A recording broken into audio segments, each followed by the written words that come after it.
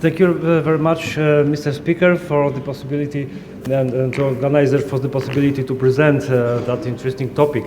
It is great honor and pleasure.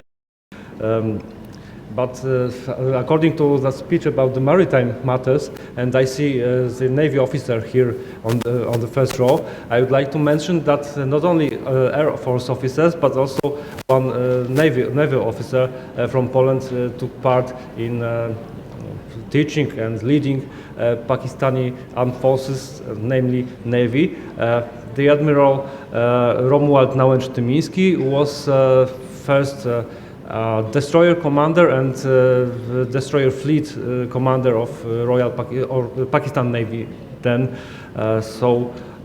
He just passed away in 21st century. Many researchers had an opportunity to interview him, and maybe even somebody is present. So I think he has been worth to be mentioned here at that moment. But let's back to the aviation officers. So as Air Commodore said, Poland in 1980s was in a similar situation as Pakistan in 1947. The reviving state, after years of captivity, had to build its armed forces from scratch, and they were immediately put into the test. In case of Pakistan, it was the war with India over Kashmir, that first war in 1947. In case of Poland, it was Bolshevik aggression in 1920. Both countries had a similar serious problems with the rapid training of personnel for the emerging aviation, because just as the British did not trust the soldiers from the subcontinent and did not want them in the ranks of technical weapons, namely high ranks of Air Force, armed corps and the Navy. So the Poland suffered the same in case of Germany, Austria, Hungary and Russia. Also, both countries at the beginning had similar problems related to the modest budget that could be allocated for the problem of training of personnel. So in Poland it was decided that gliding would be a very important factor in the initial selection of cadets and the initial training. Numerous training centers were established where the youngsters could underwent initial pilot classes for this low-cost aircraft. Gliding was also supported as a sport discipline to encourage young people to start their adventure with flying. Thanks to that solution, we Poles were able to train excellent pilots who celebrated triumphs during World War II. Namely during the Battle of Britain and operation held by RAF Bomber Command over Germany. So when after the war, for political reasons, the return of our soldiers was impossible, as the Commodore mentioned, because of some threat of prosecution and even execution for taking part in the Western Alliance. So those people just had to search for another job, and they find it in Pakistan. Air Commodore mentioned about Air Commodore Torowicz as a well-known, best-known person, but I would like to recall also other figures who were important. One of them was Colonel Jan Zbigniew Mikulski. Before the war, he was a well-known aviator and glider pilot. In 1934, he became the commandant of higher glider school in Sokola Góra near Kremenets, now it is in Ukraine. During the World War II, he served among others in transport command of RAF. It was then he visited present-day Pakistan for the first time. I mean Pakistan, it was then in British India, obviously. He also trained Royal Air Force pilots in flying gliders. In 1948, he set a record of Poland in the longevity and of a glider flight. Upon his arrival in Pakistan in 1949, he became the organizer of the first and the first commandant of the Central Gliding School as chief gliding instructor and officer commanding here in Karachi. He also initiated the creation of the Air Scouts youth organization, which is now Shaheen Air Training Corps of Cadets. He trained gliders in Lahore, Chaklala, also in Bangladesh, Dhaka and Chittagong, so it was then Pakistan. So he can also be called as one of the fathers not only of Pakistani but also Bangladeshi aviation. He was the first foreigner to be awarded Tamha-i Basalat. So after leaving Pakistan Air Force, he moved to Britain, and so he passed away in that country. His wife, Maria Jonga-Mikulska, was also glider pilot. In 1930s, as one of the first women in Poland, she completed gliding courses at Air Club in Lviv. Okay, and so she moved to Pakistan after the Second World War, and she was one of the instructors in Central Gliding School in Karachi.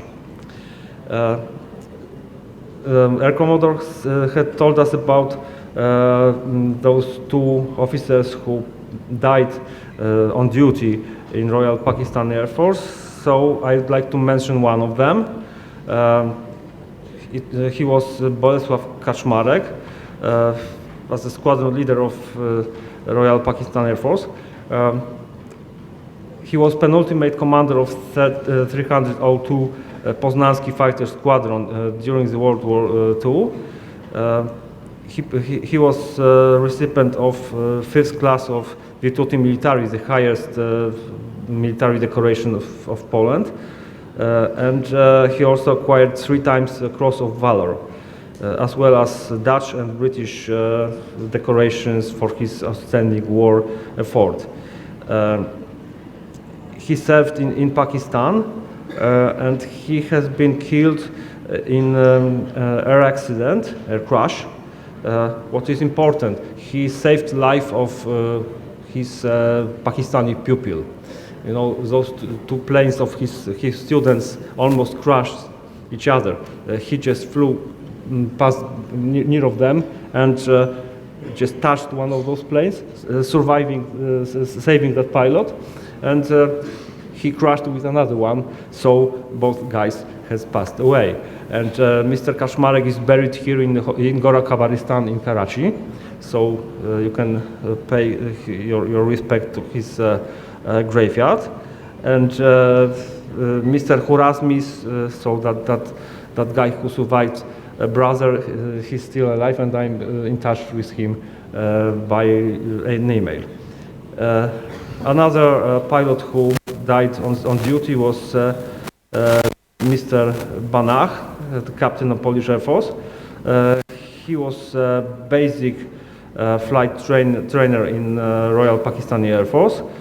He died in an air crash in 1964 when he was a private pilot for Atok Oil Company in Pakistan. He has been buried in Harley Street Christian Cemetery in Rawalpindi, and his graveyard is restored courteously to a former Polish ambassador, Mr. Piotr Paliński, and myself in some ways, because I find out where the graveyard is. And third person who passed away on duty was Captain Wacław Kosakowski, who was gunnery instructor. And I had an honor and pleasure to meet personally, unfortunately only by virtual media, where Captain Kazimierz Kozak, who had very warm memories from his service in Pakistan. After completing his tenure here, he moved to the United States when he passed away just a couple of years ago. But he shared his memoirs with me, so it was very useful in completion of my book. And also there was another pilot, Captain Henryk Kudliński, who was a bomber pilot during the Second World War. He served in Badaber Air Force Base near of Peshawar, the same base from which famous U-2 American plane started, which has been shot down over the Soviet Union. And he also recalled his flight in Gilgit-Baltistan. It was very hard for him, very dangerous experience piloting in that remote mountainous area, especially in those times without GPS support and so on. But he also, it was very interesting and intriguing experience for him as for a pilot. So even let's say 50 years after that, he was very impressed by that. And one of his colleagues, co-pilot who flew with him, made a picture of Nanga Parbat mountain, which has been given to our Alpinist Society, and it is present in chair of that organization room in Warsaw now.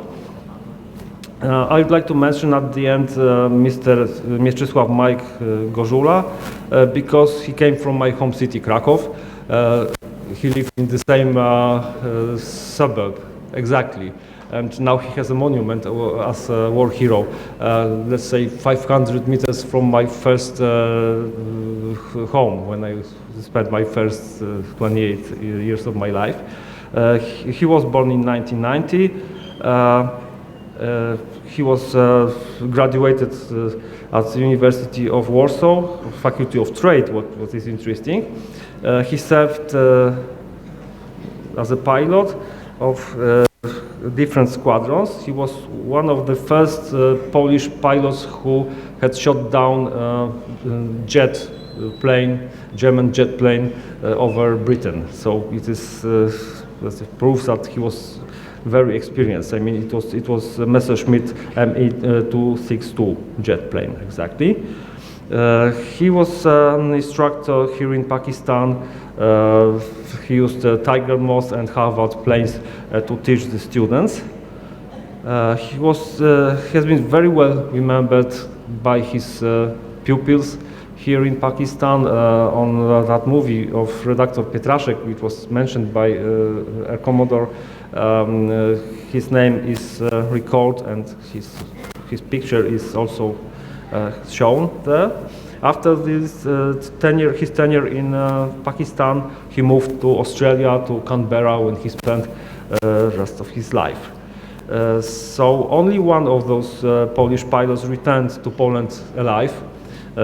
He was Wiktor Dobrzański, bomber pilot from the Second World War time.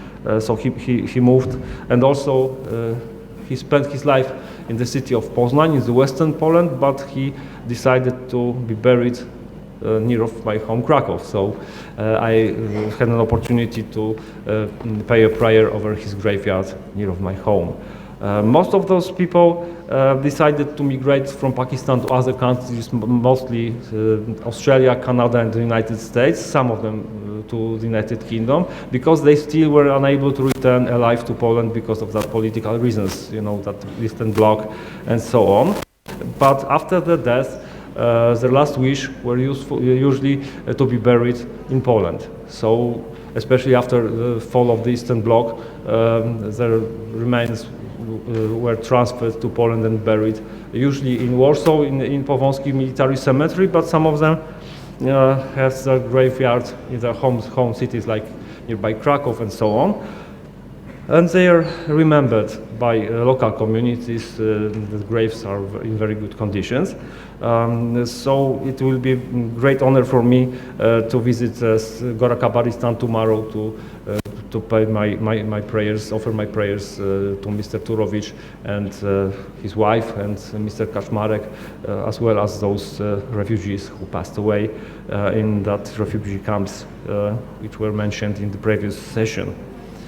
So, as a keynote speaker, I can say from that moment that I hope that those roots from the past could be very effective in our future cooperation on the military level, military training, as well as some military business contacts, contracts on arms sale in the future.